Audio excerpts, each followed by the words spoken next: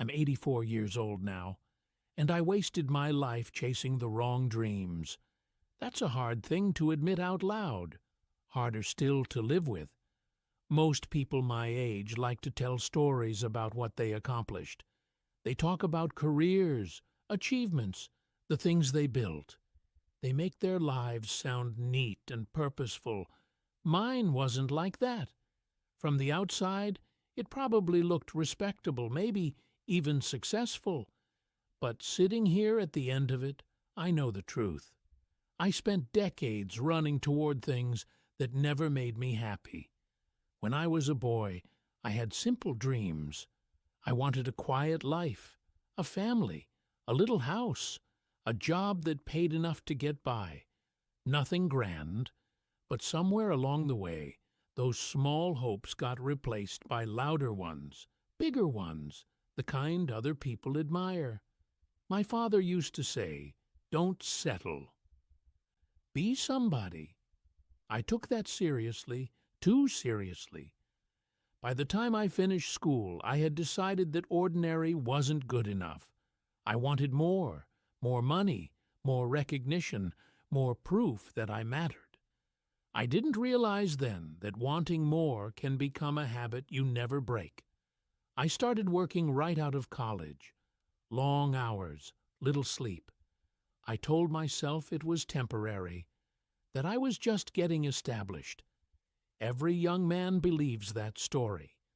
I believed it for 40 years. I met a good woman in my late 20s. She was gentle and patient and steady in a way I never was. She wanted a simple life. Dinners at home, weekends together, children maybe. At first, I wanted those things too. But I wanted something else more. I wanted to be important. So I chased promotions, titles, bigger paychecks. I said yes to every opportunity that came my way, no matter what it cost. And it did cost something. It always does. We married. We built a home. We had 2 children. On paper, it looked like the dream. In reality, I was rarely there to enjoy it. I missed school plays. I missed birthdays. I missed ordinary evenings sitting at the kitchen table talking about nothing important. My wife would ask me to slow down. "Just be here with us," she'd say, and I'd promise I would, after this project, after this year. After I reached the next level, there was always a next level. I thought I was doing it for them. That's what I told myself, that all the hours and stress were for their future. But if I'm honest, a lot of it was for my pride. I liked being seen as the reliable one, the hard-working one, the man who got things done. I mistook admiration for love. My children grew up while I was busy proving myself. They became adults almost overnight. Strangers I shared a last name with. I remember one evening, my son asked if I could come to his baseball game, just once.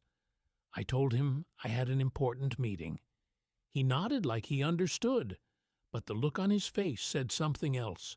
That look has followed me for decades. By the time I finally slowed down, the damage was already done. My marriage had grown quiet, polite, empty of the warmth it once had. My wife and I were 2 people who lived in the same house, but in different worlds. We never fought much. We just drifted apart. I used to think big mistakes were loud and obvious, affairs, betrayals, dramatic failures. Now I know most mistakes are quiet. They happen a little at a time, while you're busy doing what you think you're supposed to do. When retirement came, I expected relief. I thought I'd finally enjoy the life I'd worked so hard for. Instead, I felt lost. Without my job, I didn't know who I was. I had built my whole identity around chasing something just out of reach. And suddenly, there was nothing left to chase. That's when I started noticing the emptiness. The house was quiet, too quiet. My children called out of duty, not closeness. My wife and I sat across from each other at meals with little to say. All the dreams I had spent my life pursuing felt small and hollow. One winter, she got sick. It started as something minor, then turned into something serious. For the first time in years, I stopped everything. I sat beside her hospital bed and held her hand, and wished I had done that more when she was healthy. We talked a lot in those months about the early days, about the life we imagined, about how different things turned out. One night, she looked at me and said, "I just wanted more time with you." That sentence broke something in me. All the awards on my office wall couldn't answer it. All the money I saved couldn't change it. She died a few months later, and I was left with a house full of trophies and a heart full of regret. After she was gone, I tried to reconnect with my children. I wanted to be the father I never was. But relationships don't work that way. You can't skip the middle of a life and expect the ending to feel right. They are kind to me. They visit. They call. But there's a distance between us that will never disappear. That's the cruel part of getting older. You see everything clearly, but you can't go back and fix any of it. If I could talk to the younger version of myself, I wouldn't tell him to work harder, or dream bigger, or chase more success. I'd tell him to sit down at the dinner table and stay there. I'd tell him to take the day off, to hold his wife's hand, to go to the baseball game, to stop trying so hard to impress people who don't matter. I'd tell him that being important is not the same as being loved.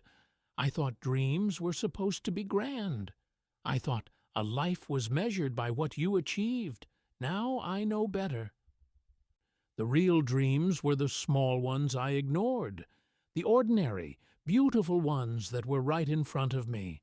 A long conversation with someone you love, a child's laughter in the next room, a quiet evening with nowhere to be. Those were the things I should have chased, not the titles, not the money, not the approval of people who forgot my name as soon as I retired. At 84, you don't have many illusions left. You understand that life is mostly made of moments, and moments don't wait for you to be ready. I wish I had understood that sooner. If you're younger than me, listening to this, you probably think you have time, that you can put things off until later. I thought that too. But later arrives faster than you expect. Dreams aren't always what the world tells you they should be. Sometimes the best dream is simply to be present in your own life, to be there for the people who love you, to choose them instead of the endless race. I can't undo my choices. I can only live with them. Most nights, I sit in my chair and look around at the life I built and wonder who it was really for. It wasn't for my wife. It wasn't for my children. And in the end, it wasn't even for me. It was for an idea I had about success, an idea that promised happiness and never delivered. That's the thing about the wrong dreams. They keep you busy enough that you don't notice what you're losing until it's too late. I don't tell you this for sympathy. I tell you because maybe you still have time to choose differently. Maybe you can learn from an old man who learned his lesson far too late. Don't spend your life trying to be somebody.